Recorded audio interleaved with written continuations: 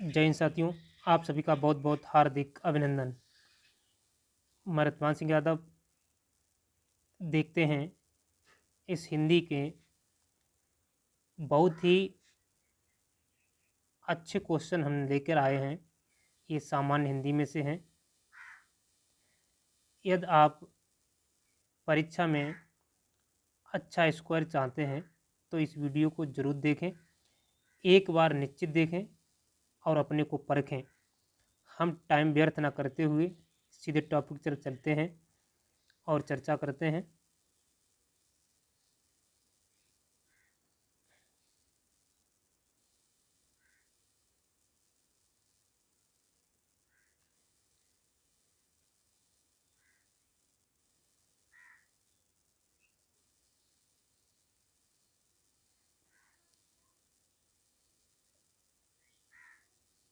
देखिए, प्रश्न नंबर पहला कहता है, निम्न में से कौन सा रचना की दृष्टि से शब्द का भेद नहीं है। रचना की दृष्टि से कौन सा भेद नहीं है। रूढ़, यौगिक, योगरूढ़, विदेशित।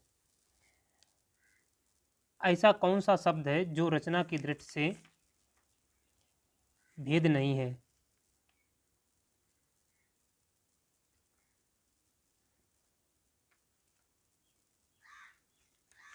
जल्दी बताएं। तो देखिए, ऑप्शन नंबर डी नहीं है, विदेशज। ये विदेशज जो है ये रचना की दृष्टि से शब्द नहीं है।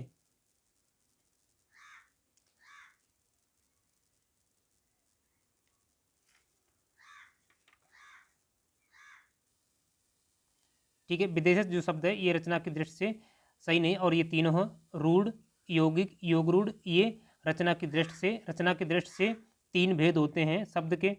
कितने भेद होते हैं? तीन भेद होते हैं, रूढ़, यौगिक और योगरूढ़।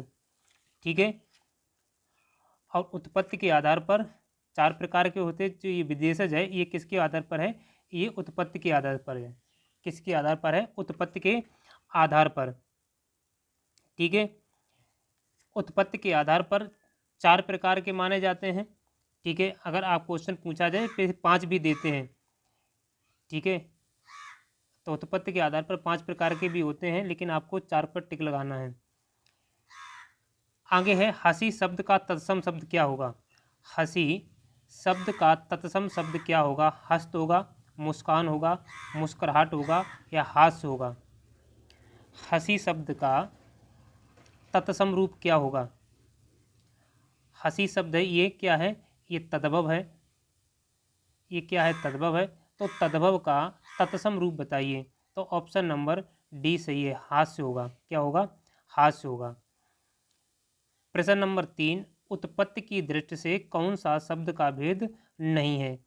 उत्पत्ति की दृष्टि से कौन सा जो भेद है वो नहीं है। तत्सम, तद्भव, देशज या तद्धित। बताइए। तो ऑप्शन नंबर डी सही है। ऑप्शन नंबर डी सही है, तद्धित। ये तद्धित क्या है? ये प्रत्यय है। क्या है ये? तद्धित। प्रत्यय दो प्रकार के होते हैं। प्रत्यय कितने प्रकार के होते हैं? प्रत्यय दो प्रकार के होते हैं, तद्धित प्रत्यय और कृत प्रत्यय। ठीक है। तद्धित प्रत्यय और कृत प्रत्यय ये दो प्रकार के प्रत्यय होते हैं। और ये उत्पत्ति की दृष्टि से तत्सम, तद्भव, देशज और एक विदेशज। विदेशज और एक शब्द कहा जाता है जिसे संकर शब्द कहते हैं।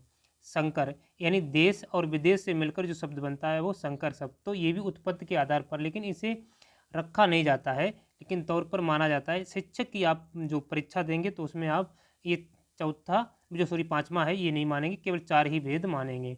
ठीक है, बात समझ में आई होगी। प्रश्न नंबर 4 है, गोधूम का तद्भव है। गोधूम का तद्भव क्या होगा? गेहूं होगा, गोबर होगा, गाय होगा या गोधन होगा। गोधूम का तद्भव क्या है?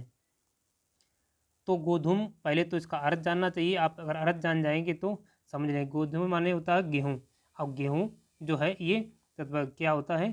गेहूं। ठीक है। तो ऑप्शन नंबर ए सही है, गोधूम का अर्थ गेहूं, तद्भव गेहूं। आगे है, निम्नलिखित शब्दों में से योग रूढ़ शब्द कौन सा है? निम्नलिखित शब्दों में से योग रूढ़ शब्द कौन सा है? चक्रपाण है, पाठशाला है, उपचार है, अभिव्यक्त है। योग रूढ़ शब्द पूछ रहा है तो योग रूढ़ शब्द कौन सा है? तो हम बता दें आपको, योग रूढ़ शब्द वो होता है जो अपने को छोड़कर किसी दूसरे का अर्थ प्रदान करता हो, तो वो योग रूढ़ शब्द कहलाता है। जैसे चक्रपाण, चक्र माने चक्र होता, पाण माने हाथ, तो जिसके हाथ में चक्र है वो चक्रपाण कहलाते हैं, अर्थात देवी हैं। तो ये ऑप्शन नंबर ए सही है। प्रश्न नंबर 6, निम्नलिखित में से कौन सा तत्सम शब्द है? निम्नलिखित में से कौन सा तत्सम शब्द है? आम्र, आँख, आंसू, ईट। बताएं।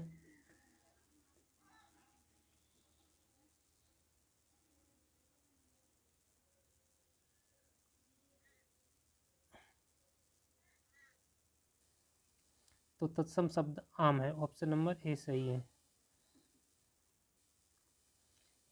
प्रश्न नंबर 7, निम्नलिखित में से कौन सा तद्भव शब्द है? निम्नलिखित में से कौन सा तद्भव शब्द है? कौवा, कुत्ता, कोयल, ये सभी।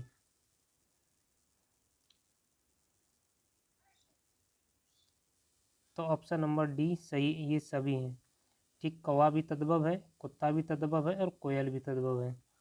प्रश्न नंबर 8, आँख शब्द का तत्सम रूप बताइए। आँख शब्द का तत्सम रूप बताइए। अख होता है, नैना होता है, दीदा होता है, अक्ष होता है। तो आँख शब्द का जो तत्सम होता है वो अक्ष होता है, ऑप्शन नंबर डी सही है।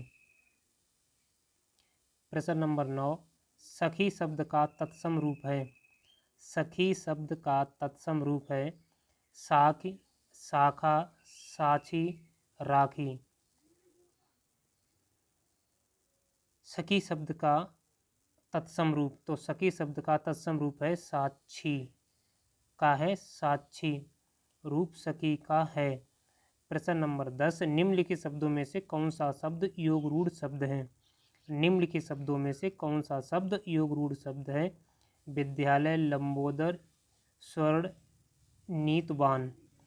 एक चीज़ बता दें आपको, जितने भी शब्द किसी देवी और देवता के आएंगे वो सब योग रूढ़ शब्द होंगे। तो लंबोदर गणेश जी का पर्यायवाची है और गणेश जी भगवान हैं, तो ऑप्शन नंबर बी सही है।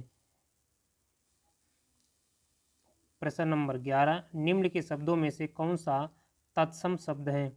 निम्नलिखित शब्दों में से कौन सा शब्द जो तत्सम शब्द है? प्रस्ताव, खेत, ऊंचा, दूसरा। तो ऑप्शन नंबर ए सही है। प्रस्ताव जो शब्द है वो तत्सम शब्द है। प्रश्न नंबर 12, निम्नलिखित में से कौन रूढ़ शब्द का उदाहरण है? निम्नलिखित में से कौन रूढ़ शब्द का उदाहरण है? लंबोदर, जल, जलाशय, दिनकर। तो रूढ़ शब्द वो होते हैं जिनके टुकड़े करने पर किसी का कोई अर्थ न हो, तो उसे रूढ़ शब्द कहते हैं।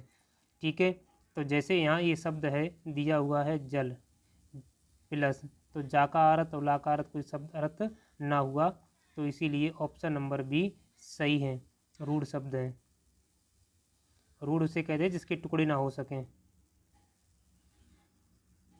प्रश्न नंबर 13, धर्मशाला रचना के आधार पर किस शब्द में भेद में आता है?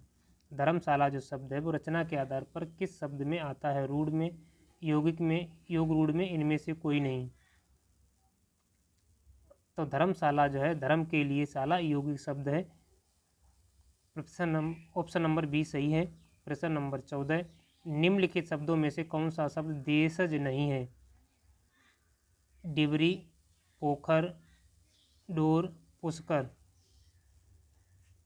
तो डिबरी भी देशज है, पोखर भी देशज है, डोर भी देशज है, लेकिन पुष्कर देशज शब्द नहीं है। तो ऑप्शन नंबर कौन सा? डी सही है, 14 का डी सही।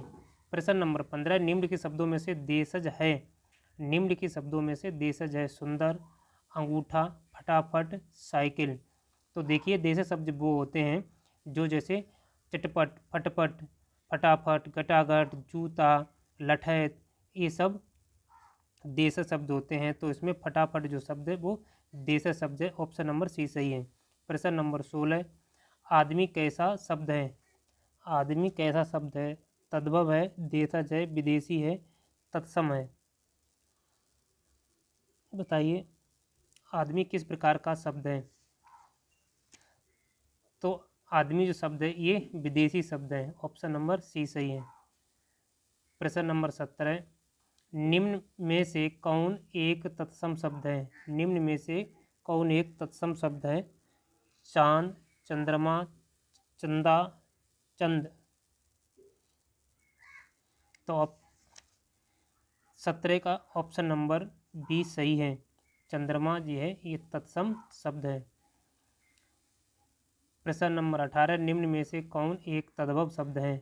निम्न में से कौन एक तद्भव शब्द है? अग्नि, आदमी, स्टेशन, आम। तो आम शब्द है ये तद्भव है। इसका क्या होता है? इसका तत्सम होता है आम्र। ठीक है, आम्र होता है तत्सम, आम होता है तद्भव। तो ऑप्शन नंबर डी सही है। प्रश्न नंबर 19, निम्न में कौन संकर शब्द है? निम्न में कौन संकर शब्द है? देखिए संकर शब्द से कहते हैं जो देशज और प्लस विदेशज से मिलकर बनता है। देशज और विदेशज से मिलकर बनता उसे संकर शब्द कहते हैं। तो इसमें से कौन सा संकर शब्द है? खेत, निर्मम, रेलगाड़ी, विवाह। तो इसमें देखिए जो गाड़ी शब्द है ये देसी है, प्लस या उसे कहते हैं जो दो भाषाओं से मिलकर बनते हैं। ठीक है, संकर शब्द से कहते हैं जो दो भाषाओं के योग से बनते हैं उन्हें संकर शब्द कहते हैं। जो दो भाषाओं के योग से मिलकर बनते हैं उन्हें संकर शब्द कहते हैं। तो देखिए एक तो यहाँ रेल है और प्लस दूसरी गाड़ी है। ठीक है, तो गाड़ी शब्द हिंदी है और रेल इंग्लिश शब्द है। तो इस प्रकार से दो भाषा मिले तो बना रेलगाड़ी। तो ऑप्शन नंबर सी सही है। प्रश्न नंबर 20, निम्नलिखित शब्दों में से कौन सा शब्द तत्सम है? निम्नलिखित शब्दों में से कौन सा तत्सम शब्द है? पूत, बच्चा, नॉन, पाषाण। तो तत्सम शब्द क्या है? पाषाण। पाषाण का तद्भव होता है पत्थर। ठीक है, पत्थर को पाषाण कहा जाता है तत्सम में। ठीक है, ये 20 महत्वपूर्ण प्रश्न थे। तत्सम, तद्भव, देशज ये शब्द के प्रकार, शब्द विचार से शब्द थे। मिलेंगे अगले वीडियो में, तब तक के लिए जय हिंद, जय भारत।